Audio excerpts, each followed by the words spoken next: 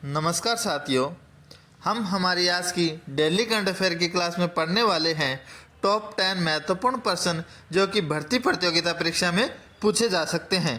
साथियों, इस वीडियो की पीडीएफ का लिंक आपको डिस्क्रिप्शन बॉक्स में मिल जाएगा। वहां से इसकी पीडीएफ को डाउनलोड कर सकते हैं और अपने दोस्तों के साथ भी शेयर कर सकते हैं। चलिए साथियों, स्टार्ट करते हैं आज की महत्वपूर्ण क्लास, जिसमें हमारा पहला प्रश्न है, हाल ही में भारत की किस दिग्गज खिलाड़ी ने मुक्केबाजी से संन्यास लेने की घोषणा की है? तो साथियों, भारत के मुक्केबाज खिलाड़ी जिसका नाम है एमसी मैरी कॉम, जिन्होंने हाल ही में मुक्केबाजी से संन्यास लेने की घोषणा की है। जब हम एमसी मैरी कॉम के बारे में बात करें तो साथियों, ये 5 बार एशियाई चैंपियन रही है तथा इन्होंने 6 बार विश्व चैंपियनशिप अपने नाम की है।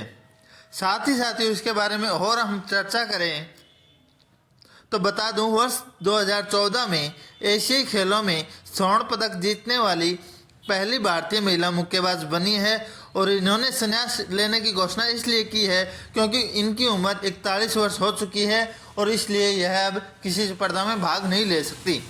अगला हमारा क्वेश्चन है, हाल ही में बांग्लादेश के प्रधानमंत्री के रूप में किसने शपथ ग्रहण की है?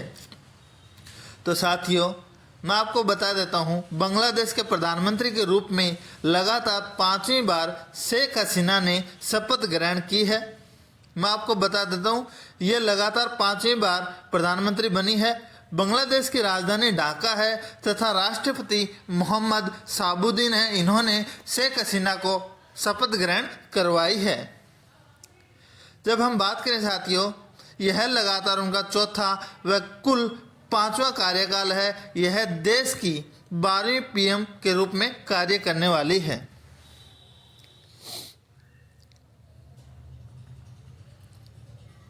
अगला हमारा क्वेश्चन है, हाल ही में fertilizing the future Bharat march towards fertilizer self sufficiency नामक पुस्तक हाल ही में किसके द्वारा लिखी गई है? तो साथियों, इस पुस्तक की बात करें तो यह पुस्तक मनसुख मंडाविया के द्वारा लिखी गई है, फर्टिलाइजिंग द फ्यूचर।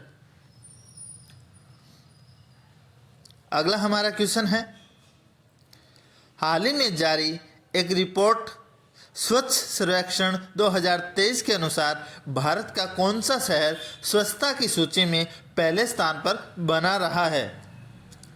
तो साथियों, अभी एक रिपोर्ट स्वच्छ सर्वेक्षण 2023 जारी की है, जिसमें इंदौर मध्य प्रदेश का लगातार 7वीं बार और सूरत गुजरात का शहर है, दोनों पहले स्थान पे रहे हैं।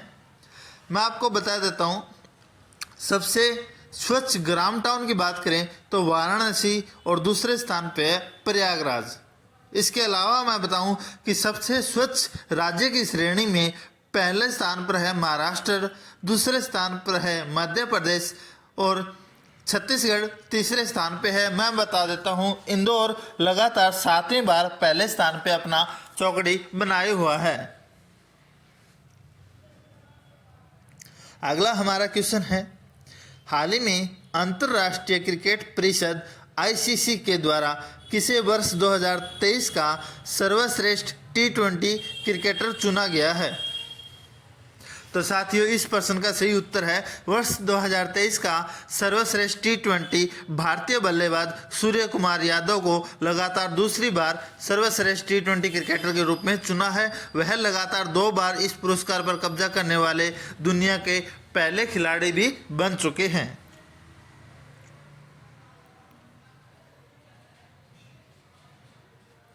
अगला हमारा क्वेश्चन है, हर वर्ष की तरह इसी वर्ष भी राष्ट्रीय बालिका दिवस कब मनाया गया है?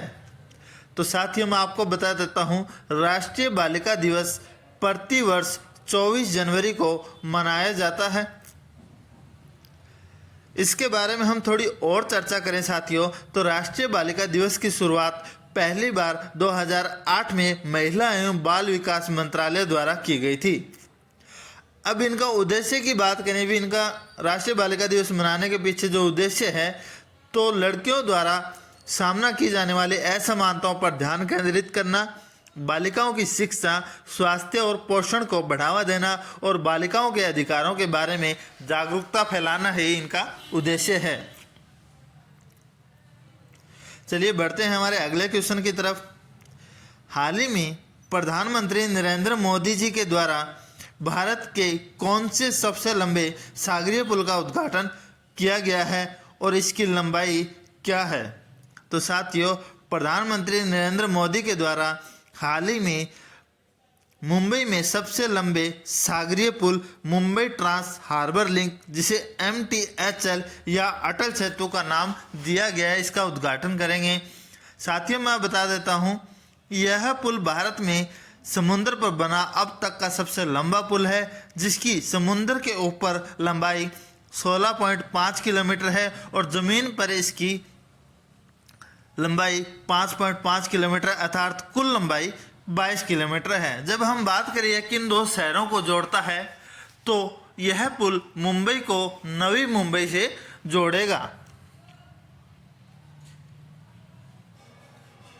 अगला हमारा क्वेश्चन है, हाल ही में राष्ट्रीय मतदाता दिवस 2024 अर्थात नेशनल वोटर्स डे कब मनाया गया और इसका विषय क्या रखा गया है? साथियों, राष्ट्रीय मतदाता दिवस प्रतिवर्ष 25 जनवरी को मनाया जाता है और 25 जनवरी 2024 को 14वां राष्ट्रीय मतदाता दिवस मनाया गया है।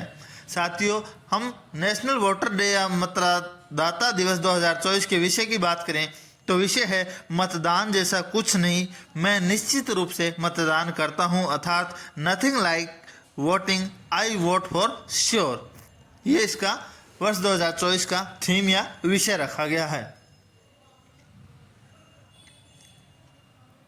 अगला हमारा क्वेश्चन है, हाल ही में conversion with Aurangzeb A novel नामक उपन्यास किसके द्वारा लिखा गया है?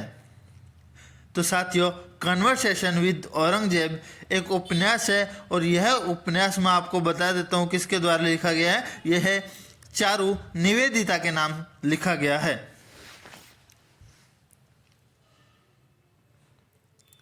अगला हमारा क्वेश्चन है, हाल ही में ब्लूमबर्ग द्वारा जारी एक रिपोर्ट के अनुसार, ब्लूमबर्ग एक संस्था है, इसके द्वारा एक जारी रिपोर्ट के अनुसार भारतीय शेयर बाजार कौन से स्थान पर रहा है? तो साथियों, अभी जारी एक रिपोर्ट के अनुसार मैं आपको बता देता हूँ, भारतीय शेयर बाजार चौथे स्थान पे बना हुआ है और ये क्वेश्चन भी पूछा जा सकता है।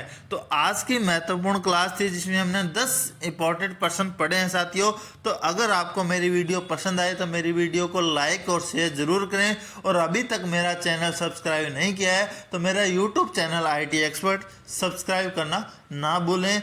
कमेंट में करके बताएं साथियों कि मेरी यह वीडियो आपको कैसी लगे। धन्यवाद।